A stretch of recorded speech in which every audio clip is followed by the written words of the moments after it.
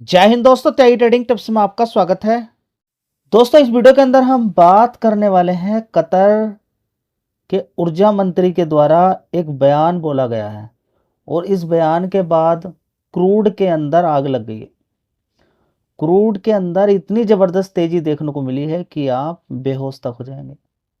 अब stock market के अंदर आज क्या गिरावट हुई है, कल क्या गिरावट हुई है, अगर ये बयान जो बोला है लेकिन बोलने का आधार है कुछ, ऐसा नहीं कि हवा वाली बात कर दी है, नहीं, बोलने का आधार है और आधार में भी अगले 15-20 दिन के लिए कुछ ऐसा बोल दिया है कि आप मतलब कि आपका दिमाग चकरा जाएगा।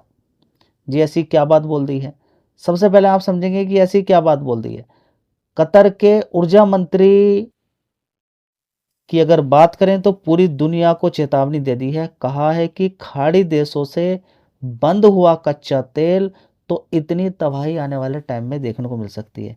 देखिए, कच्चा तेल की बात करें या गैस की बात करें, कहाँ से आता है? अरब देशों से आता है। और इस समय ईरान कर क्या रहा है? ये क्या कर रहा है? देखिए, दूसरे देशों ने अपने देशों की, अपने जितने भी देश हैं उनकी इकोनॉमी को बढ़ाया है, लेकिन ईरान ने क्या किया है? ईरान पिछले 10 साल 15 साल से सिर्फ हथियार ही बना रहा है, लगातार बना रहा है। ठीक है, अगर उसने जो होर्मुज वाले रास्ते को बंद किया, साथ में जितने भी खाड़ी वाले कंट्रीज हैं, जिस तरीके से अटैक देखने को मिल रहा है, अजरबैजान की बात करें, या फिर आप ये भी मान सकते हैं कि इन सारे अरब कंट्रीज की एक मिली भगत, देखिए उनको तो कोई दिक्कत होने वाली नहीं है। ईरान को तेल की कोई दिक्कत हो सकती है? नहीं। खाने पीने की चीज़ें अगर उन्होंने 3 महीने का भी अपना बंदोबस्त करके रखा हुआ है तो ग्लोबली बड़ी दिक्कत हो जाएगी, क्योंकि हर किसी के पास ज़्यादा से ज़्यादा कितना स्टॉक हो सकता है। इंडिया की भी अगर बात करेंगे तो दिमाग खाली हो जाएगा सिर्फ कितने दिन के बाद? 1 महीने के बाद। स्टॉक इंडिया के अंदर कितना होगा? 1 महीने का रिजर्व आप रख सकते हैं तेल का, उससे ज़्यादा का रख सकते हैं? नहीं।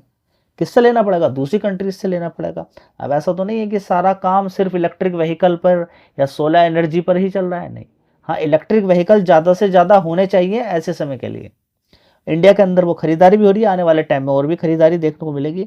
तो अगर ये लड़ाई अगले कुछ समय तक रहती है, कतर का यह मानना है कि अगले 15 दिन तक या 10 दिन तक भी ये लड़ाई चली तो तेल के दाम $150 प्रति बैरल तक पहुंच सकते हैं, ये कतर का कहना है। और कतर ने एक बात और यहाँ पर क्लियर कर दी है कि अगर ये युद्ध नहीं थमा, यहाँ पर अगर ये युद्ध नहीं थमता है तो बड़ी दिक्कत आने वाले टाइम में देखने को मिल सकती है, बहुत बड़ी दिक्कत देखने को मिल सकती है, गैस की भी, साथ में तेल की भी। अब यहाँ पर अमेरिका का भी बयान निकल कर आ रहा है। अमेरिका ने क्या बोला है इंडिया से कि आप एक काम कीजिए, क्या कि जो भी टैंकर रुके हुए थे, जितना भी तेल के जहाज रुके हुए थे, इंडिया के अंदर नहीं आ रहे थे रसिया के, वो आप अभी कंप्लीट कर लीजिए, उसको ले लीजिए। लेकिन देखिए, उसको नहीं बोला है। अब ये समझिए, इनडायरेक्टली एक ही चीज़ बोल दी है कि अभी रसिया से तेल लीजिए, और रसिया से तेल लेना पड़ेगा। अगर रसिया से तेल लिया, उसको रिफाइन किया, तो रिफाइन करके यूरोप के अंदर तेल जा सकता है। लेकिन रसिया ने अगर उधर से बोल दिया कि हाँ, हम इंडिया को तो तेल देंगे, हम इंडिया को तो तेल देंगे, चाइना को भी तेल देंगे, लेकिन उतना तेल देंगे जितना इनकी ज़रूरत है। लेकिन इसका मतलब ये नहीं कि आप दूसरों को एक्सपोर्ट करेंगे। चाइना भी एक्सपोर्ट करता है तेल लेके रिफाइन करके, इंडिया भी एक्सपोर्ट करता है। अभी की बात करें तो वहां पर गैस के कितने प्राइस बढ़ गए आप देखिए। यूरोप के अंदर, यूरोपियन कंट्रीज के अंदर कितने तेल के प्राइस बढ़ गए और कितने गैस के प्राइस 50% तक बढ़ गए। ठीक है, तो अभी यहाँ पर मेन क्या है, मेन ये भी बोला गया है कतर के द्वारा, पूरी डिटेल बताई गई है। इस पैराग्राफ को मैंने पूरी तरह से पढ़ा है, उस पढ़ने के बाद ही मैं यहाँ पर आपको जानकारी दे रहा हूँ।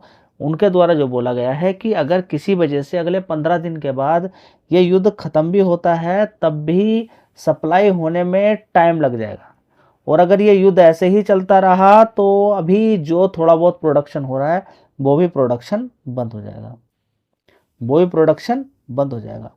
कुल मिला के कहने का मतलब ये है कि अरब कंट्रीज़ यहाँ पर अपने प्रोडक्शन को अगर बंद करते हैं तो तेल के, गैस के दाम युद्ध के बीच में ही आसमान छूना शुरू हो जाएंगे। ठीक है, तो ये समझ में आपको आ जाना चाहिए कि इतनी बड़ी तेजी अगर तेल के अंदर बनेगी तो फिर क्या होगा। तो आज का डेटा आप देखेंगे तो आप हैरान के हैरान रह जाएंगे कि इतना बड़ा डेटा यहाँ पर क्यों देखने को मिल रहा है। ठीक है, अब देखिए चाल भी हो सकती है, ये सारा देखिए यहाँ पर अगर आप देखें तो अभी तक दुश्मनी तो होती है, सऊदी के बीच में भी है, अलग अलग कंट्रीज के बीच में भी रहती है, ईरान के साथ बात नहीं बनती है।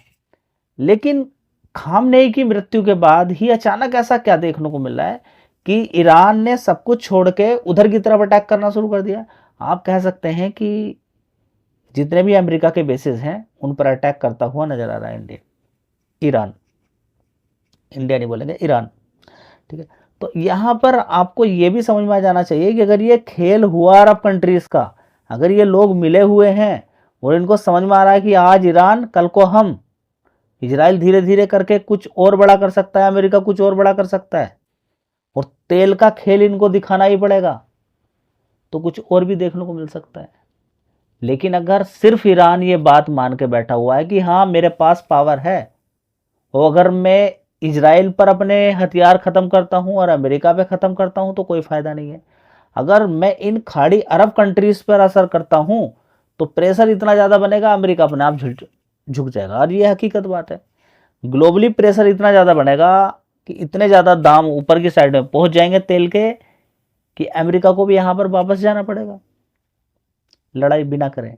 और अमेरिका चाहता भी है जो काम हो गया हो गया, अब कुछ ऐसा हो सकता है अमेरिका की चाल होगी, कतर से बोला गया हो कि ऐसा बोलिए ताकि ग्लोबली सब लोग परेशान हो जाए और ये कहना शुरू कर दें कि युद्ध खत्म करो, युद्ध खत्म करो, हमने जो था करना था हमने तो कर दिया है। समझ पाता है, देखिए खेल कुछ भी हो सकता है। फिलहाल इंडिया के पास ये खबर देखने को मिल रही है अलग अमेरिका के द्वारा कि हाँ भाई तेल का रिफाइन कीजिए और स्थिरता बना के रखें, क्योंकि सबसे बड़ा इंपोर्टर तेल का कौन है, इंडिया और चाइना। हमें बहुत ज़्यादा तेल चाहिए, अगर तेल नहीं मिलेगा तो तेल के रेट अपना आप ही आसमान छूना शुरू हो जाएंगे। तो इंडिया और चाइना को तेल तो मिलना पहले ज़रूरी है। इंडिया को मिलेगा तो यूरोपियन कंट्री को भी मिल जाएगा आसानी से। हर कंट्री ने, चाइना की बात करें, जापान की बात करें, सभी ने ये बोल के रखा हुआ कि जितना भी तेल का गैस का रिजर्व है वो अपने पास रखें, कहीं दूसरे देश को ना भेजें। तो यही सबसे बड़ी दिक्कत है कि दूसरे देश को ना भेजें। अब जिनको नहीं भेजेगा, कतर से नहीं जाएगा, कहीं और से नहीं जाएगा, तो फिर क्या होगा, प्राइस बढ़ेंगे, यानी कि डिमांड एंड सप्लाई का मामला निकल कर आ जाए। समझ में आ रही है? तो सारा खेल आपको समझ में आ गया होगा। एक बार मैं आपको ऑयल के प्राइस जो इस समय बढ़े हैं वो आपको दिखा देता हूँ। दोस्तों यहाँ पर आप देख सकते हैं ऑयल के प्राइस आपके सामने हैं। यहाँ पे ब्रेंट क्रूड देख लीजिए 91.88 के आसपास, लगभग 7% की तेजी है। नेचुरल गैस में 5.5% की तेजी है। यहाँ पर आप देखेंगे WTI क्रूड के अंदर आप देख सकते हैं 10% की तेजी देखने को मिल रही है। ठीक है, तो ये अब ये 150 के पार बड़े आसानी से पहुँच जाएगा। जिस स्पीड से क्रूड भाग रहा है, अब आपके पोर्टफोलियो का क्या होगा ये भगवान ही जाने।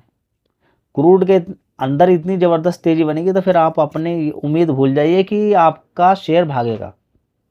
क्रूड के अंदर अगर इतनी स्पीड से तेज़ी बनेगी तो कुछ समय के लिए भूल जाइए कि आपका पोर्टफोलियो भी है, आपने कोई शेयर खरीद भी रखा है, और कितना गिरेगा उसको भी भूल जाइए। ठीक है, अगर हालात ये रहते हैं तो क्रूड अगर नहीं रुका तो भूल जाइए आपका पोर्टफोलियो कहाँ जाएगा गिरावट में। इस पर विचार करें। ये सारा चीज़ एक लॉजिक के अकॉर्डिंग ही है। अगर ऐसा हुआ तो ऐसा होगा, युद्ध खत्म हो जाता है तो सब कुछ फिर नॉर्मली हो जाएगा, क्योंकि अरब कंट्रीज़ भी तभी तक जिंदा है जब तक कि वो तेल दे रहे हैं। इस चीज़ को भी आपको समझना जरूरी है, उनकी मजबूरी है। चलिए, धन्यवाद।